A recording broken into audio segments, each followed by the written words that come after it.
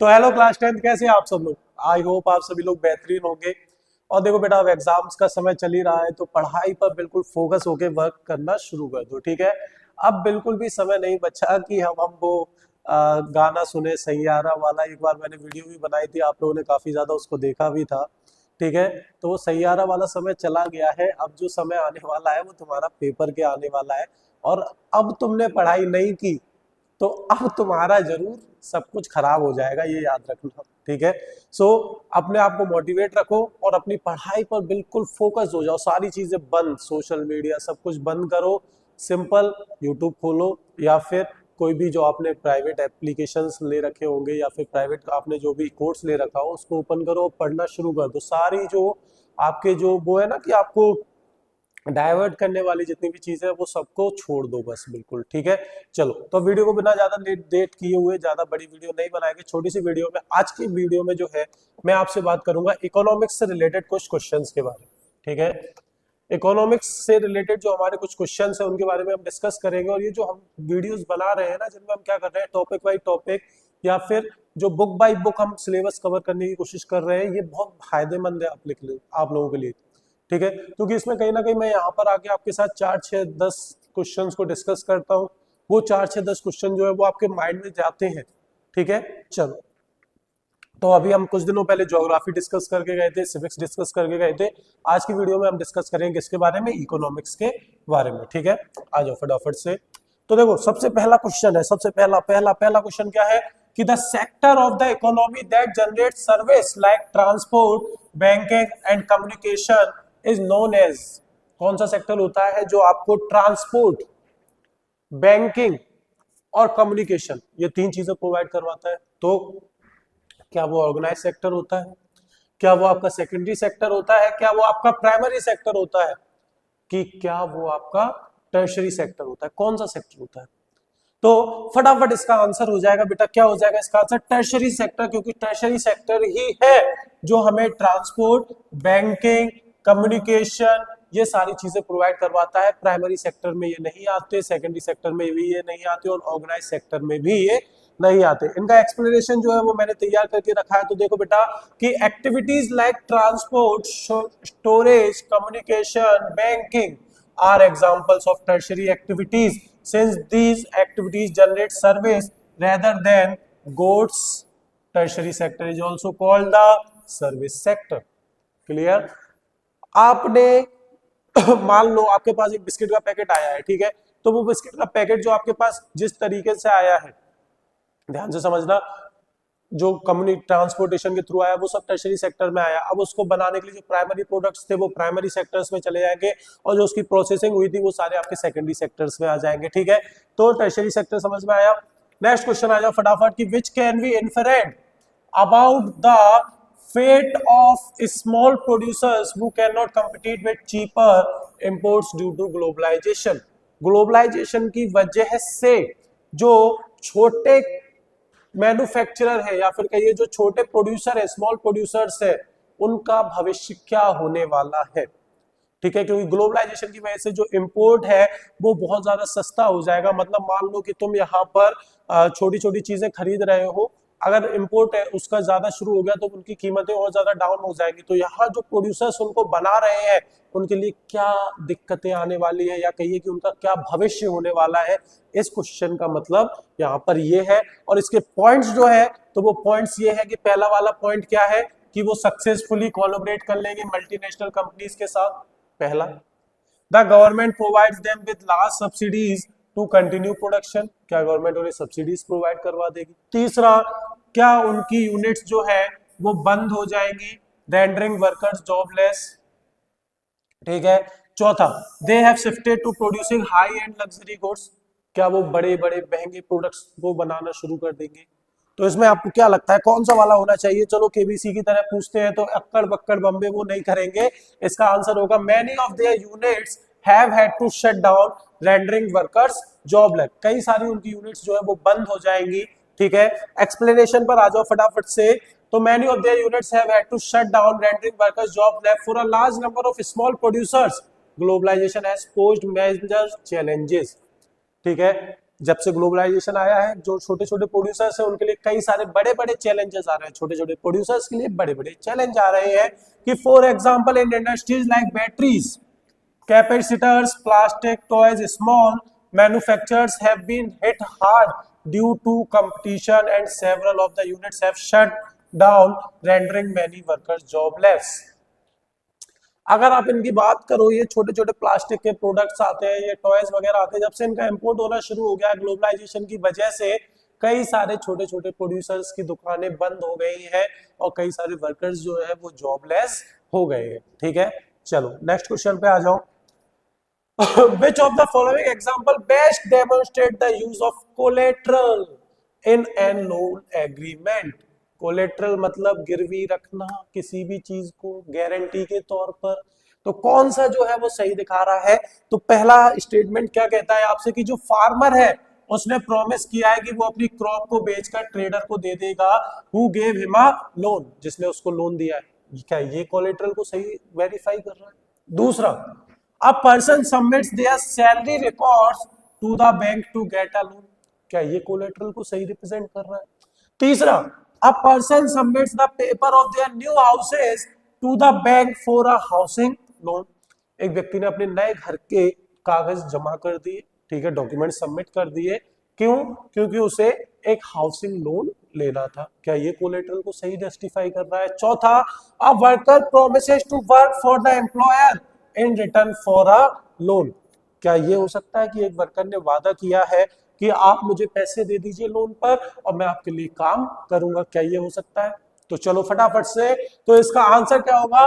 तो इसका आंसर होगा बेटा सी नंबर। क्यों होगा? तो चलो सी नंबर इसलिए होगा कि समझो बेटा कि a person submit the papers of their new houses to the bank for a housing loan. Collateral क्या मतलब क्या होता है? कोलेट्रल का मतलब होता है कि कोलेट्रल एक एसेट है that the borrower owns and uses as a guarantee to a lender until the loan is repaid। ये गारंटी के तौर पर जमा होता है कि अगर आपने भाई साहब लोन वापस नहीं किया तो आपकी प्रॉपर्टी गारंटी के तौर पर गिरवी रखी हुई है। ठीक है, in the case of a house loan the bank retained as collateral the papers of the new houses which will be returned only when the entire loan is repaid. क्या कह रहा है यहाँ पर वो ये कह रहा है कि बैंक ने जो है डॉक्यूमेंट्स को ऐसा कोलेट्रल जमा कर लिया, जब आप बैंक घर की, एक बार फिर से, बैंक ने जो है घर को क्या कर लिया, ऐसा कोलेट्रल जमा कर लिया कि जब आप सारा लोन पटा देंगे, सारी किस्तें पटा देंगे, तब आपका क्या हो जाएगा, कागज आपको वापस कर दिए जाएंगे। उस समय आपका घर जो है वो आपके पास पहुंच जाएगा। ठीक है, मतलब आपका घर आपके पूर्ण रूप से आपके नाम हो जाएगा। ठीक है, तो कोलेट्रल क्या होता है? तो कोलेट्रल एक एसेट है जिसे बोरोवर्स क्या करते हैं, अपने पास रखते हैं। ठीक है, और लेते किससे हैं? लेंडर्स से। Clear? Next, according to the recent evidence which renewable resource is under a serious threat of overuse in many parts of India. अगर हम हालांकि अभी के समय में देखें तो मुझे ये बताओ बेटा कि कौन से ऐसे रिसोर्स है जो सीरियस थ्रेट के अंदर है, और वो भी कौन से? रिन्यूएबल रिसोर्स जो सीरियस थ्रेट में है, मतलब खत्म होने की, मतलब उनमें क्या कहते हैं कि संभावनाएं बढ़ रही है। तो देखो सबसे पहले क्या है? सोलर एनर्जी नहीं, विंड एनर्जी नहीं, फॉरेस्ट नहीं, तो क्या है? Ground water. ग्राउंड वाटर जो है वो इस समय अंडर सीरियस थ्रेट है। कारण क्या है कि देखो बेटा कि ground threat of over use in many parts of the country, क्योंकि ग्राउंड वाटर का इस्तेमाल बहुत गलत तरीके से किया जा रहा है, ओवर एक्सप्लॉयटेशन किया जा रहा है। और ओवर एक्सप्लॉयटेशन अगर हम किसी चीज का करेंगे, किसी भी रिसोर्स का करेंगे, तो डेफिनेटली वो रिसोर्स क्या हो जाएगा? खत्म हो जाएगा। ठीक है, nearly 1/3 of the country is over using its ground water reserves with reports of significant water level declines. और लगभग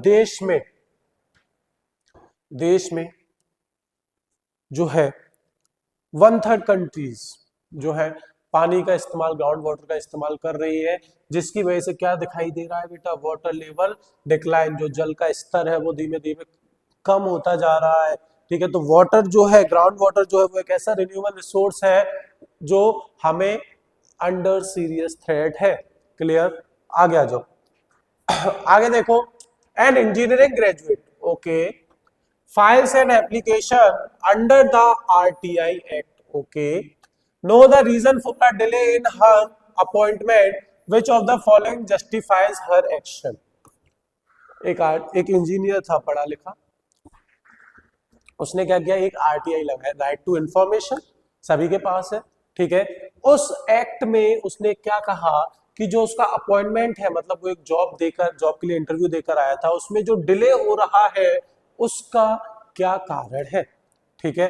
अब आपको यहां पर यह बताना है कि कौन सी ऐसी वजह थी जिसकी वजह से उसने क्या किया है, what which of the following reason justifies her actions, कौन सी ऐसी वजह थी जिनकी वजह से उसने ऐसा किया, आरटीआई उसको लगाना पड़ा। तो सबसे पहले देखो, it was a right to get the job immediately after the interview, ये उसका अधिकार था कि जैसे इंटरव्यू हुआ उसके बाद उसको जॉब मिल जानी चाहिए, ठीक है। दूसरा क्या बताया गया है, it was a right to know the result in a reasonable time so she could plan her future, और ये उसका राइट है कि अगर वो कोई इंटरव्यू दे के आया है तो एक रीजनेबल टाइम, एक तय किए हुए समय में उसको बता देना चाहिए कि आपका सिलेक्शन हुआ है या नहीं, और अगर नहीं हुआ है तो वो कोई दूसरी जॉब ढूंढना शुरू करे, ठीक है।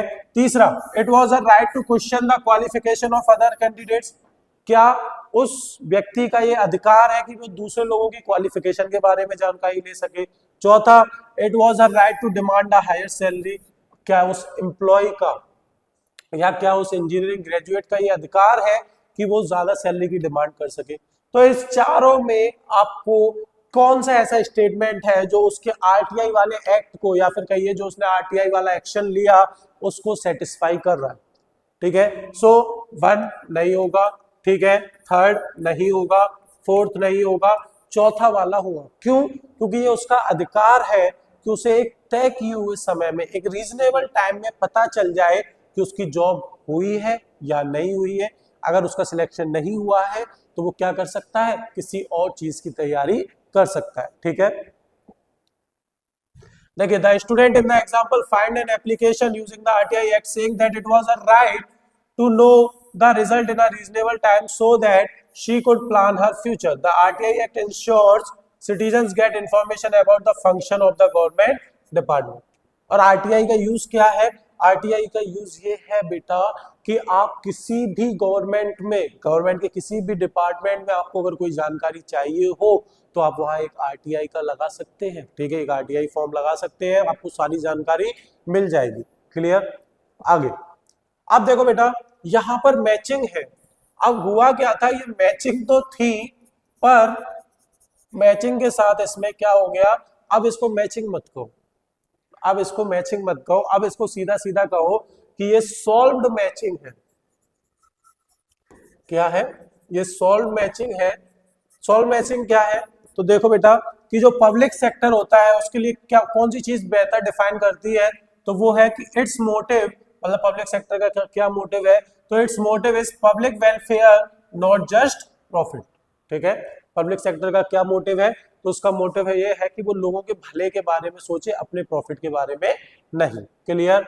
नेक्स्ट, पर कैपिटा इनकम क्या होता है, तो पर कैपिटा इनकम जो है ये क्राइटेरिया है जो किसके द्वारा यूज किया जाता है, वर्ल्ड बैंक के द्वारा यूज किया जाता है कंट्रीज को आपस में कंपेयर करने के लिए, ठीक है। Next, MNCs. एमएनसीज क्या है, तो a company that owns production in more than one nation, ऐसी कंपनी जिसका प्रोडक्शन एक देश के साथ साथ कई सारे और देशों में हो, ठीक है। बार्टर सिस्टम क्या था, तो बार्टर सिस्टम ये है, requires a double coincidence of words, ठीक है। चलो, तो ये कुछ मैचिंग करने की कोशिश कर रहे थे पर वो मैचिंग ना बनते हुए ये सॉल्व मैचिंग बन गई। क्लियर? आगे आ जाओ। अब ये चलो ठीक है, छोड़ो question, now the time for question. Clear?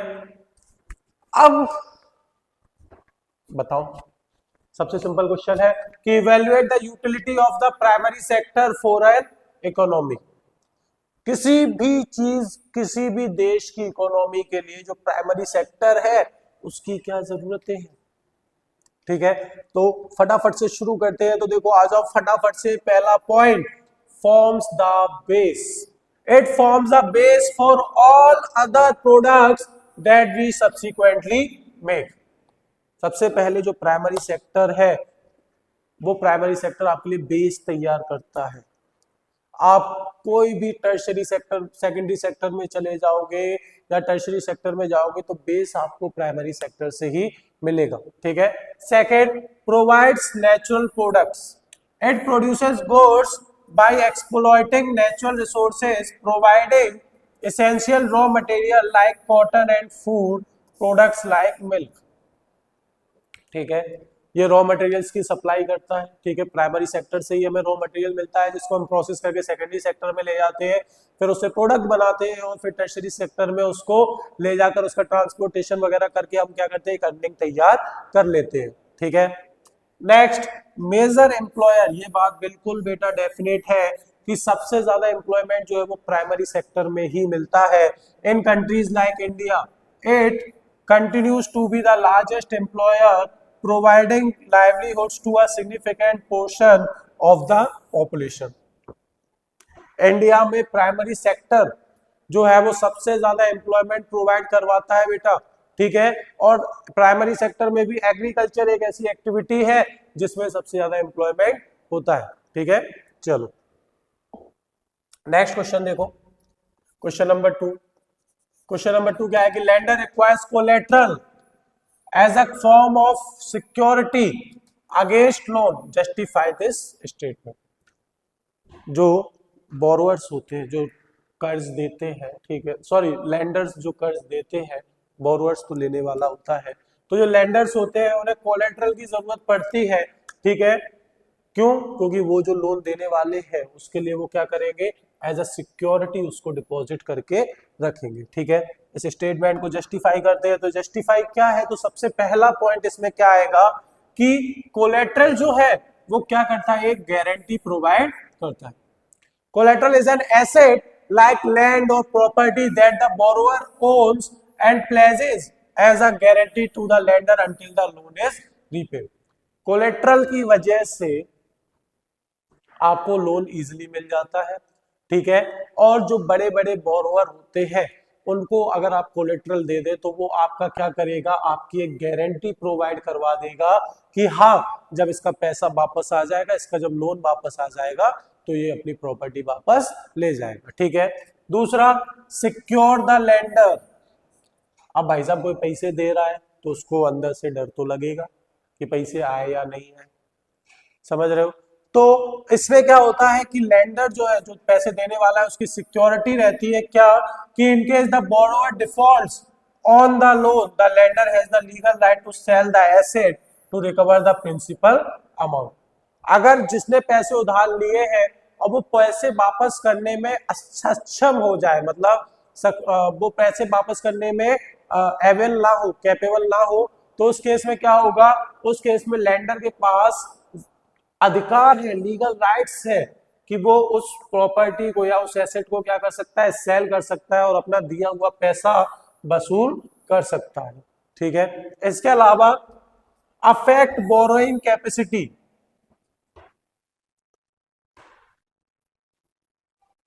अब ये एक पॉइंट थोड़ा सा में इंपोर्टेंट टाइप से नहीं, थोड़ा सा समझने वाला है कि consequently the absence of collateral is a major reason that prevents the poor from getting loans, bank loans, ठीक है।